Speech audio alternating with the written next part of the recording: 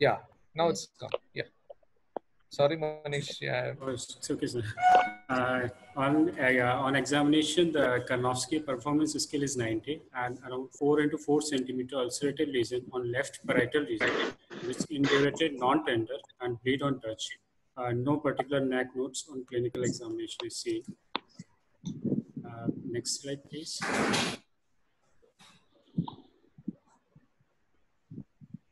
Ankita, next slide.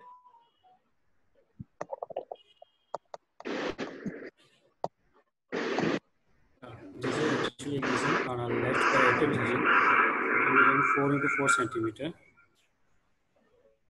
Next slide, please.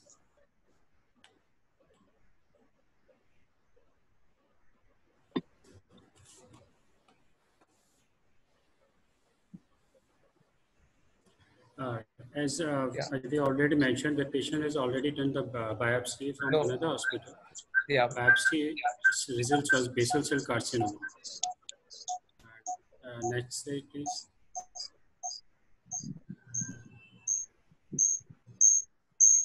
This is a CT, MBCT, I think, of head and skull. Sorry, that we can make out the size of the defect, and there is a no bone involvement. And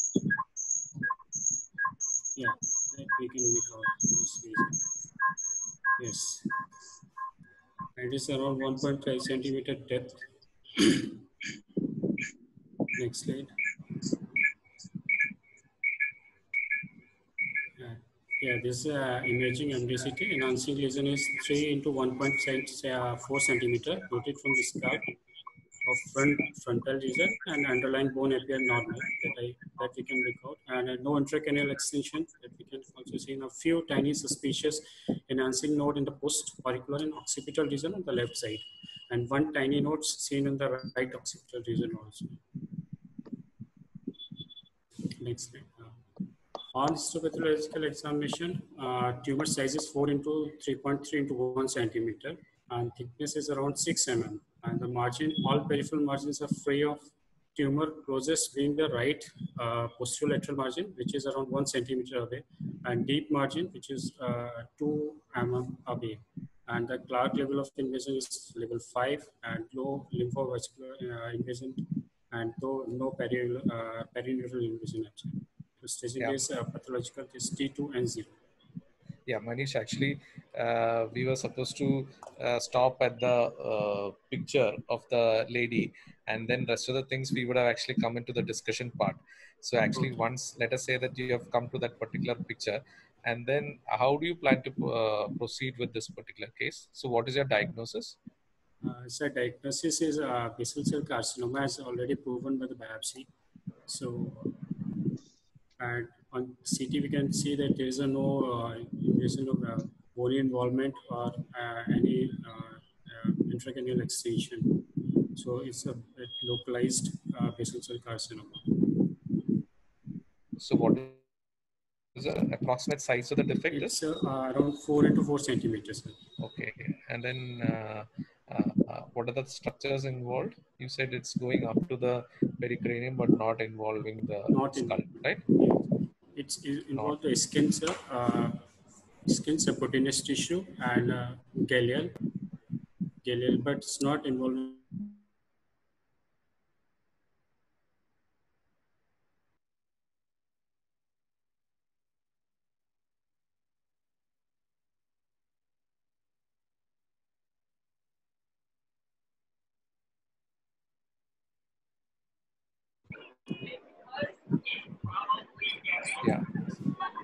Yeah, actually, we got muted by Ankita, I think.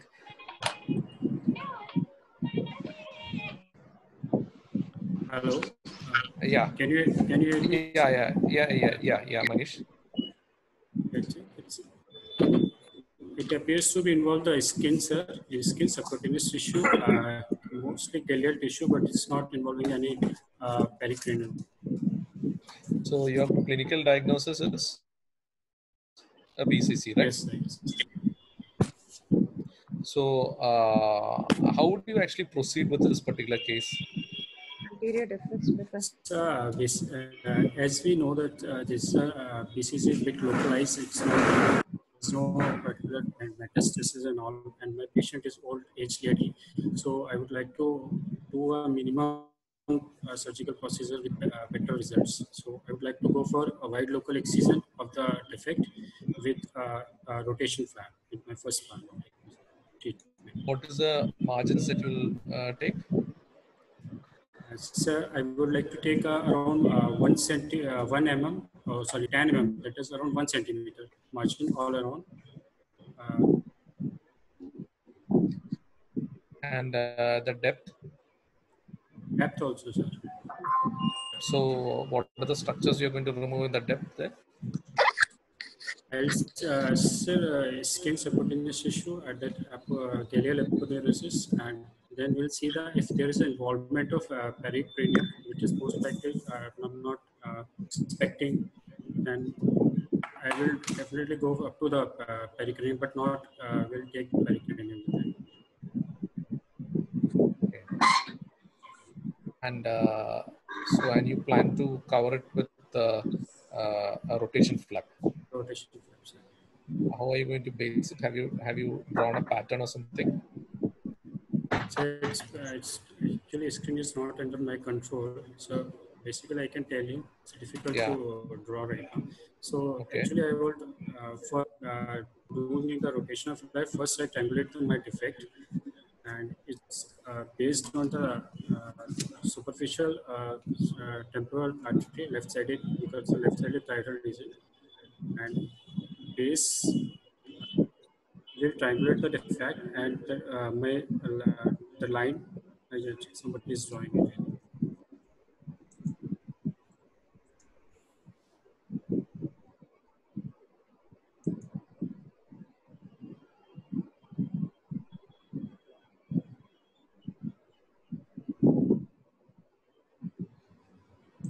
I think Ankita's advanced the picture.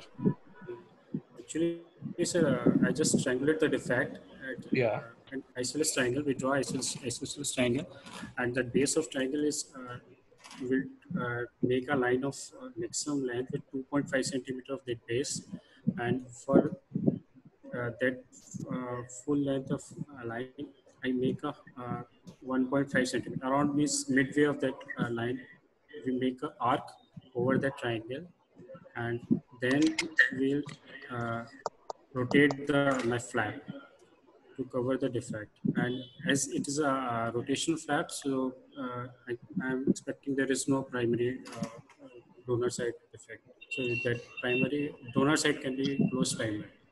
You're going to actually base it on the left temporal vessels. Which vessels are you going to base it on? Left side. Left superficial temporal. Why left? Which side is this particular defect? Is it on the midline, on the left side? So it's left parietal lobe. Left parietal, please. Okay. So the apex of your triangle would be pointing to which direction? In which direction? Apex of my triangle is pointed towards the occipital region, sir. Towards the occipital region. I think unless you draw the yes, exactly. It's difficult to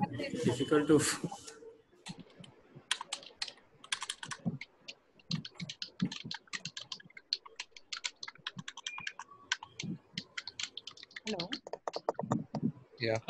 Sir, I can stop sharing the screen so that he can draw it easily and put up the photo if he wants. Ah, yeah. Okay. So he can share the screen.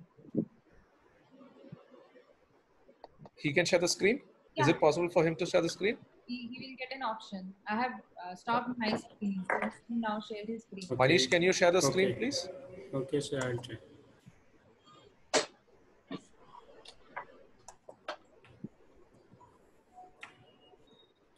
So it's appear on my screen that you cannot start screen share while the other participant is sharing.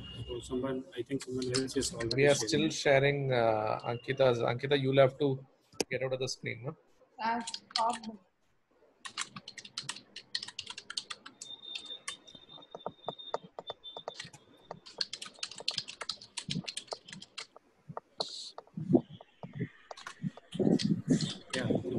now I can see. Yeah, Manish, now you're viewing your screen. Yeah. Okay.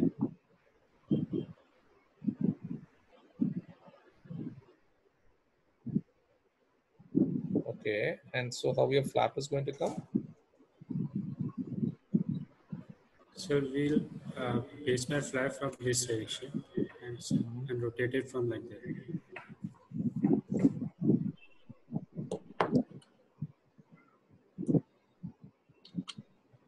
Okay. Okay. So you mean to say that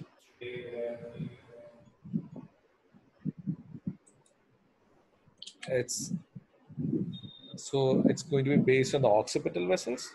You mean to say that it is actually the whole flap is coming from the other side, now opposite from the right hand side, right? Yeah, something like that. Yes, yes.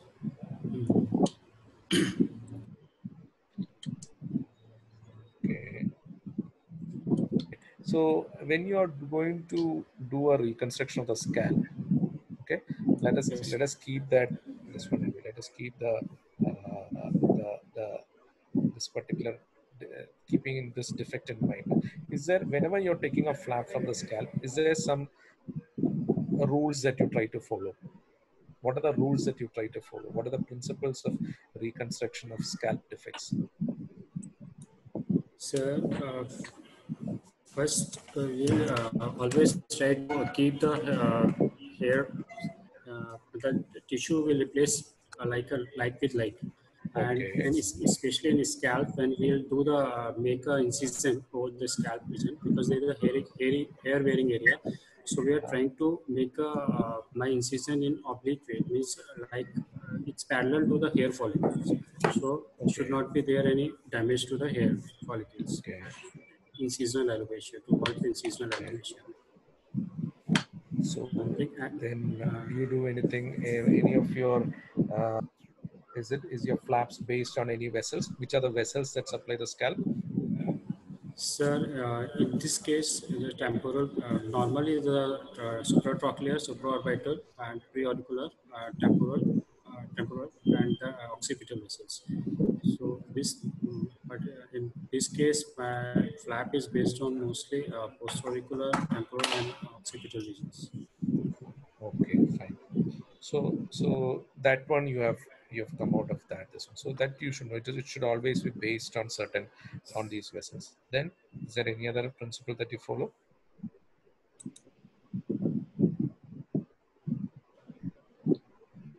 Another important thing is, no, because scalp has got multiple Limited. planes. Okay. Yeah. It Tell should me. be. It should be. So it should be a avascular pain. It's a bilial pain. All we try Yeah, to that is a move yeah, my that is a flap. fine, fantastic. Then the scalp as such, no, it is not. It's something like it's got the parietal area. It's got multiple planes. Okay, so something on top is there, then the sides is there.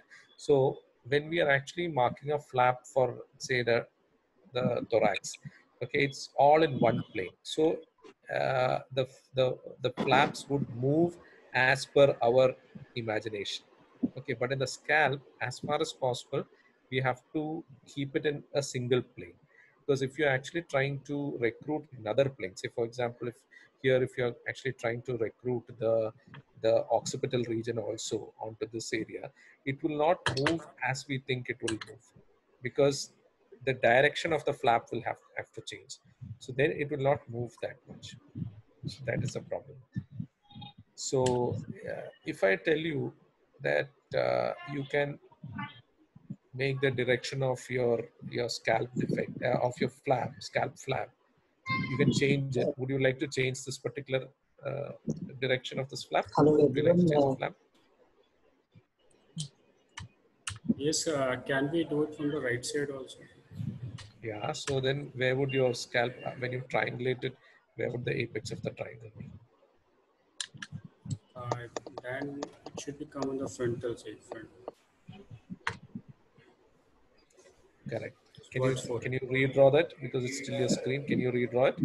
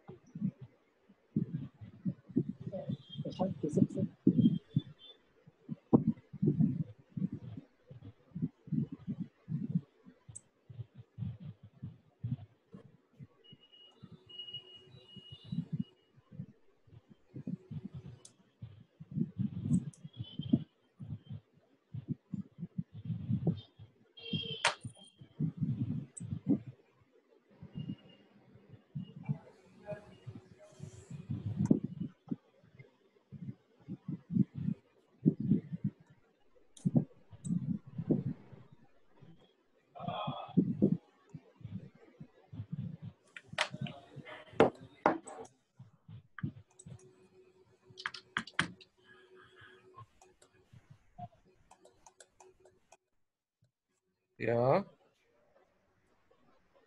It's just not able to So sorry, then, yes. okay. So you're going to triangulate it like this. So then, how your flap? Can you show me how the flap will be?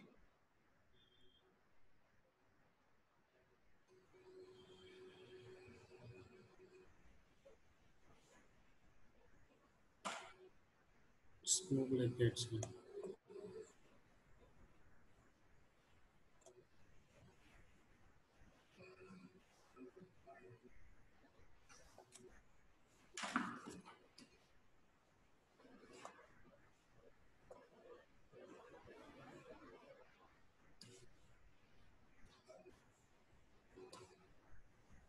Something like that. So. So, so the issue is no, like yeah. So the thing is, see now the thing is no. I'll just tell you a few things about this. The position of this particular defect. If you see that it's in a very nice picture where actually you can see the scalp right from the top. Okay. So now the position of this particular defect is to the left hand side and to the anterior portion of the scalp. Yes, So sir. ideally, if you are actually going to recruit the skin and the scalp from the posterior and from the right hand side, then you would get a lot of volume for, you can actually get a large flap which can easily be moved into this particular thing. So I feel if you're going to actually do this particular, the triangles that you have done, you might not, it might not come that easily. It would have been better if you would have actually oriented your triangulation with the apex towards the right side, anteriorly Right. towards the right side, so that the entire posterior part, no, up to the crown area, no, that entire posterior part can be based on the right temporal vessels, and you could have actually rotated it anteriorly. So when you're coming to a rotation flaps, can you just tell me the principles of rotation flap? How do you actually do the markings? Normally, for you just have to tell me. How do you triangulate it? What is the base of the triangle? What would be the size of the arc of rotation? How do you plan for the where does the So vessels, we where should we it be? just we first triangulate the defect with Mika isolysis triangle, and Yeah. that base is if my base is around x and my arc of we'll draw a line from the one isosceles. We draw a line. This is 2.5 centimeter, 2.5 times of the my base of the triangle, and for that line we make it half around that 1.5 centimeter from the total half of that line, and we make a that is my the maximum line, that is pivot point of my flag, and Okay. with that we make a one arc of my flap with that line. That arc is around 4 to 5 times of my base of the triangle, Minimum 5 times, minimum 5 times. 5 to 8 times. Okay. Yeah. Carry on, Uh, Manish.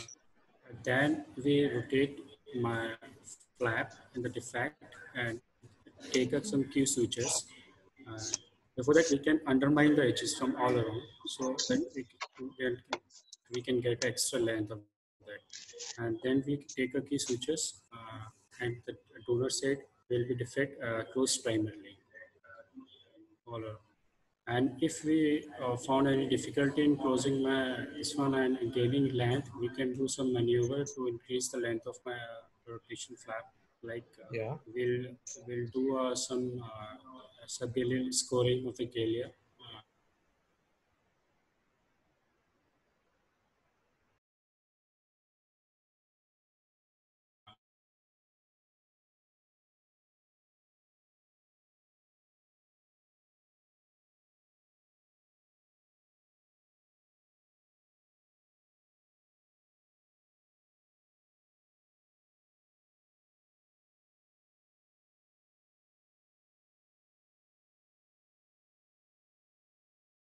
Actually gain in length, no? Yeah. So sorry, sir. Parallel. How much in one Galilean score when you're actually scoring? What is the Yeah. length, that advancement that you expect to gain? Sir, in one leg galea length, it's around 1 mm. Yeah, so it's only around 1 mm. So this is actually a. It's not going to. You're not going to get much. Okay. Is there any other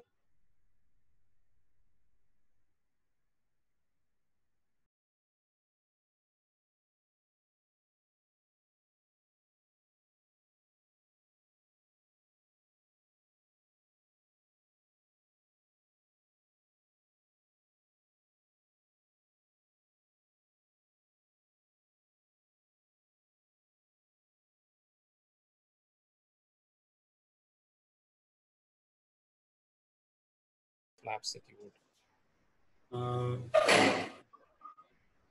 In that case, I can do, sir,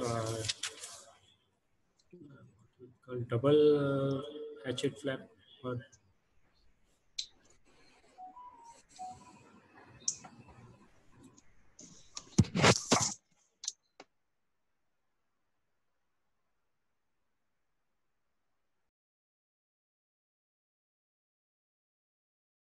sir, we'll take a radius of the artifact. That is, like, suppose there's a R radius.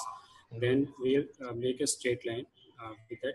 That is 3 times of that. Means R and R. 3 times of that radius. And we'll make a, can I draw? We'll make a tangent from the margin of the effect to that line in both sides. And that tangent is opposite to each other, so that two flaps are there with the base of the flap are opposite to each other, and then we'll move that flap, both flap, in that effect. And what are these flaps based on? So it's based on that it, like in this case, it's one side is based on the right side of superficial temporal artery, and the other side is opposite side of superficial temporal artery. Okay. Okay. Fine. Okay. Is there any other flap that you would like to, which you can do? We can do transposition flap also, but so it's the drawback is there. There is donor side should be covered with a normal split thickness skin graft, so there's a alopecia of that reason. Okay. So that's a disadvantage of that. Is there some way of getting over the disadvantage?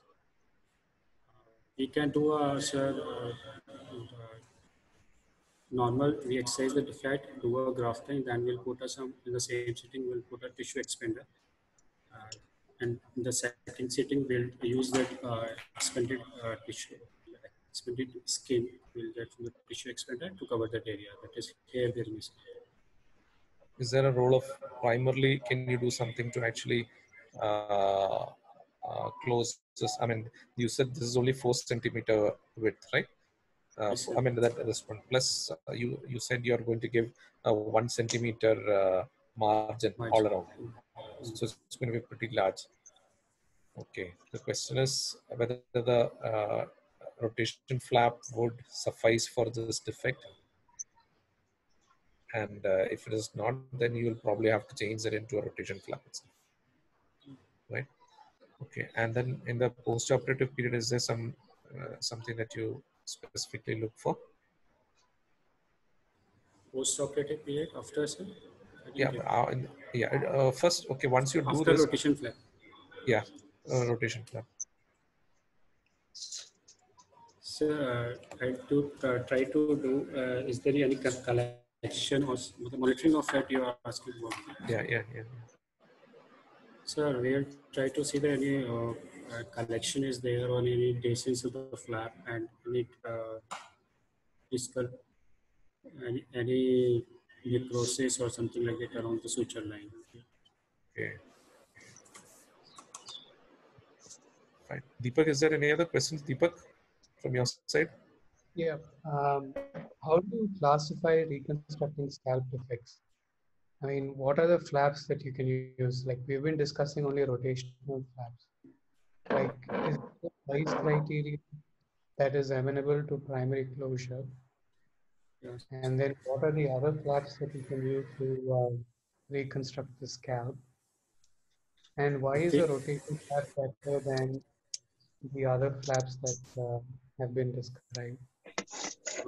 That I mentioned, sir, we can do the transposition flap also, but there is some cons and cons in every flaps. Like in a rotation flap, What's the maximum width that you can attempt primary closure in the scalp as given by many textbooks? yeah, so it's around 2 to 3 centimeter that can be closed primarily. Correct. 3 centimeters is what you would close primarily. The problem with advancement flaps is there's not much tissue mobility for you to use an advancement In the flap scalp region. in the scalp region.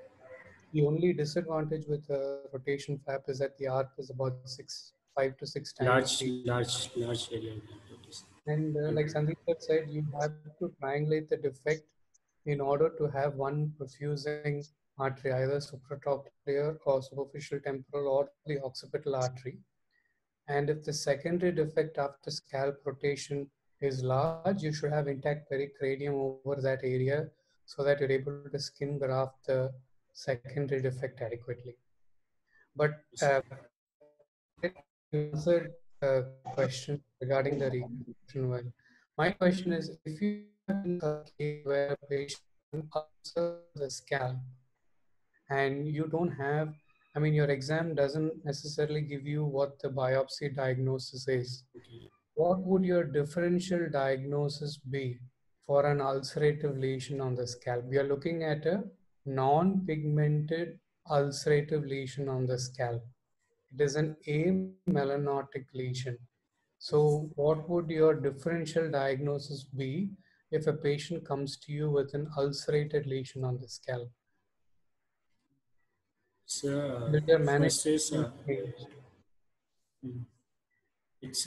it could be a squamous cell carcinoma, it could be Yes. basal cell carcinoma, Yes. any keratitis, amelanotic melanoma. Okay. So you told me that this is a basal cell carcinoma. What is the importance of histology in a basal cell carcinoma? So What is the type of basal cell carcinoma? what I'm looking for in histology. Yes, you have excised it and then you get a histopathology report. They give you a histopathology report. What are the things that you look for on the histopathology report, which are in direction of a, you know, very Sir, I would like to see the type of basal cell carcinoma. Is it? excellent. So what are the three most common types of basal cell carcinoma? So it's a nodular. Excellent. It's one of the most common. Yes. And it's superficial. And then it's a sclerotic type. Morphiform. So the morphic type, what is the problem with the morphic type? Morphic time is a very aggressive type Yes. of tumor. So this invasion is what we are seeing is it's more than that. It's invade into the tissue. So normally a basal cell carcinoma involves what and what? Normally, basal cell carcinoma, it's involved because it's spread by the direct route, and so it involves the deeper structures, and the morphic form it involves the deep structures, and it may involve up to the bone or site because it's the local spread. So the non-aggressive types of basal cell carcinoma involve only the epidermis and the dermis. Dermis. So it limits itself to stage 2. Yes, yes, sir. Correct?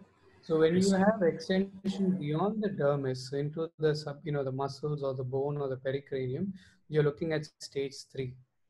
The Yes, morphine type is more aggressive, more chances of yes. recurrence and chances of involving the deeper structures. Whereas the stage 1 and stage 2, stage 0 is CIS. So you don't have. So what will your approach be for a patient who? What are the margins that you'd like to take? What will the factors be in deciding the margin? So, because before the, as you mentioned that I don't have any biopsy report or something like that. So No, I let's would say like the to, biopsy report is basal cell carcinoma. What is the safe margin that is expected in a basal cell carcinoma? depend on the type, sir. Are you, Okay, depend on the type. Okay, that I and accept. like in nodular or a low risk type, that Yeah. margin and next is depend on the size. If my tumor size is less than 2 centimeter, then my margin is around 5 mm. And if the size of the tumor all around is more than 2 centimeter, then my safe margin is around 10 mm all around. So, is there any specific location in the face or in the head and neck Yes, which makes it a high it's risk tumor? yes, sir. It's if the tumor is near to the any vital structure like eyelid, nose, or the face area, that is high risk No. tumors. So, central face and ear are Yes, high sir. risk areas where the Yes, chances of recurrence are high. high. So tell me, what are the 4 factors which make a BCC high risk? It's size of the tumor, type of the tumor, location of the tumor, and age. So in Age of size, is it the transverse diameter or is it the depth? so it's at the depth. So what depth would you make it a high risk tumor? Depth. So any Breslow more than 2 millimeters or Clark 4, stage 4, any tumor on the ear, any tumor showing adverse effects like perineural invasion. These are some of the factors which would tell you that these tumors are high risk tumors. Yes, sir. So let's say this patient, and when you describe the tumor, you obviously have, what is the peculiar feature of a basal cell carcinoma in its morphology? It's having a raised edge with a beaded margin, with beaded. No, the peculiar feature of a basal cell carcinoma compared to all other tumors is Is that yes, is it's having the ulcerative lesions here, and in the same lesion there is a healing and the active lesions, yeah, field fire the, like appearance. the periphery is what is the more active lesion compared to the center. Central ulceration, Yeah, healed area the and periphery periphery is a rapidly proliferating lesion compared to the central lesion. center. So what is Mohs micrographic surgery? In most micrographic surgery, there is just a serial tangential excision of the lesion, and that is and we send for the examination of specimen by the fresh frozen section techniques till and till we will get the healthy margin. So what are the types of Mohs? What is classical Mohs and what is Mohs that is practiced today? So when Mohs described it, what was the fixation technique and what, because Mohs is an important exam question for you, I'm sure, for cutaneous Yes. malignancies. So what are the types of Mohs surgery that are available? So when Mohs described his surgical technique first, it was in situ fixation. He used to Yes. paint the entire lesion with zinc chloride. Hello? Yes, sir, Hello? we are audible. Sorry, can you hear me? Yes, sir, we can hear Yes, you. sir. Yeah, so when Mohs described his surgical technique before, it was a horizontal sort of frozen section to look at the periphery of excision because that was what was important. So he used zinc chloride in situ fixation, meaning he would paint the patient with zinc chloride, and then he would take horizontal sections of the tumor, orient it, and see which part of the periphery was most likely to harbor the tumor. And what it allowed to do was to preserve as much as vital tissue as possible. And the cure rates are actually better than conventional surgery. But there are several problems with Mohs, especially regarding the size of the lesion, the depth of invasion. There are several problems that you will have if you have Mohs surgery. But for a basal cell carcinoma, especially in areas like the eyelid or the nose, you would recommend for a basal cell carcinoma a Mohs excision than doing a wider excision. And currently, the accepted norm is 5 millimeter margin is enough in a patient who has a small lesion with no adverse pathological features. A smaller margin also is sufficient. Okay, Manish? Okay, sir. So, what are the pre-malignant lesions of the skin? Hello. Yeah, what are the pre-malignant lesions of the skin? Sir, it's a dermatitis, acne, keratosis. No, dermatitis is not one. Actinic keratosis. Actinic keratosis. Yeah. Hmm. And Bowen's disease. Bowen's disease. Okay. And keratoacanthomas. Yes, sir, keratoacanthoma. And what are the risk factors for developing SCC or BCC of the skin? It's age of the patient, sir. Excellent. Sun exposure. What UV rays are implicated? It's a type B. It's more. No, it's UVA, I think. Okay. UVA. Then the sex of the patient. Sex of the patient, male are more prone to. Excellent. Yeah. Then sir, any comorbidity, radiation exposure, immunocompromised. Not radiation exposure, immunocompromised, I would accept, correct? Any chemical Excellent. exposure. Excellent. Then, are there any syndromes associated with BCC? Yes, sir. It's Garland syndrome. And, what are the features of Gorlins? That I don't remember. I think it's BCCs, pits on the palms and soles, and mandibular cysts. Yes, sir. So BCCs can be syndromic also. Yes, sir. And from an oncological point of view, are there any non-surgical techniques that you can use for smaller BCCs? Yes, sir. We can use there are some that cryosurgeries, electrocoagulation Electrodesiccation. Okay, electrodesiccation. Agreed. Then. And that we can use 5-fluorouracil. Topical 5-fluorouracil. Excellent. And any other topical things that you can use? That is immunomodulators we can use. I don't know about the immunomodulators, but immunoquid you can use topically. Yes. And cryotherapy. Right. So if I ask you to decide between surgical excision and non-surgical excision, what would your arguments be to support surgical excision?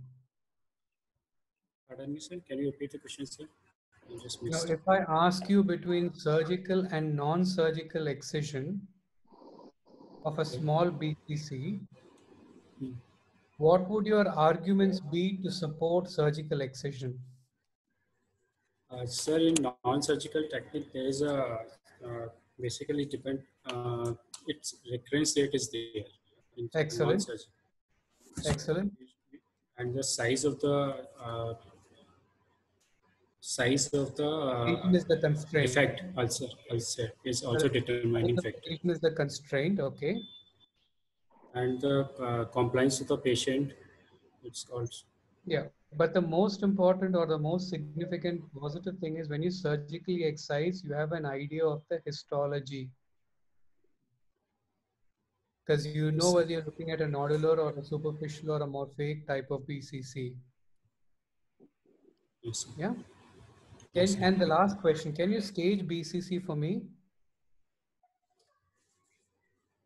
What is stage 0, 1, 2, 3, 4? So stage 0 is the size is less than 2 centimeter, or that's there is no ulceration, right? And Yeah, and from my memory, stage 0 is all the CIS, all the carcinomas in situ. is They in haven't situ. even reached the basement membrane. And what is stage 1? It's T1 N0 M0 Yeah. and You don't stage use the T hearing, it's T, it's just a stage. So stage 1 is less than 2 centimeters with 2 or less adverse pathological features. Stage 2 is 2 centimeters or more with more than 2 centimeters. Stage 3 when the dermis and the subcutaneous tissue is involved. And stage 4 is distant metastasis. and stage 4 is any size which is spread to the any other organ. Lymph nodes and all of that. Right. So from an oncological point of view, the pre-malignant lesions, causative factors, syndromic associations, staging, and the non-surgical techniques and MOS, these are the things that you need to do to learn. And from the reconstructive point of view, the vascularity of the scalp, whether you would base the base of the triangle towards the frontal region, whether you'll base the triangle to one of the parietal regions, where you can recruit scalp through. Those are the things that you have to remember. Yeah, sure, sure.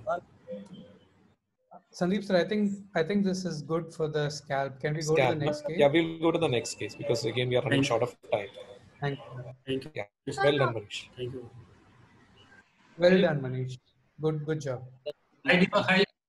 Thank you. That was very nice. Hi, hi. I was here. Right? Yeah. Thank you, sir. Thank you, sir. Anything you want to, Adish, you want to add anything? Nothing much. I just probably wanted to ask maybe one thing to Manish. Yeah.